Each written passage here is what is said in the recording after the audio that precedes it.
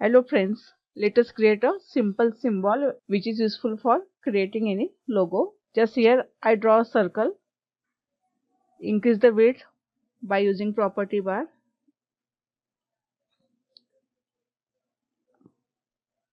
Go to arrange menu, click on convert outline to object. Now click on any color. Okay, after that just draw one rectangle. Keep this rectangle over here like this.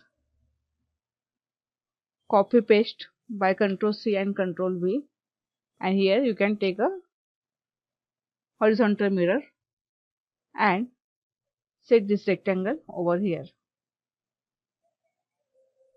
Okay, now the next step is click on rectangle, go to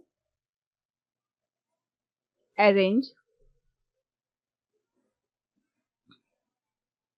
click on shaping.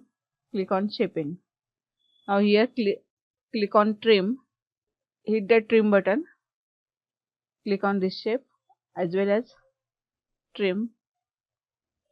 Okay, now delete this rectangle, click on shape, right click and go to break curve apart. Then click anywhere on the page, click on this shape, you can change the color. Okay, like this you can simply make any logo with the help of this technique. Thank you for watching the video.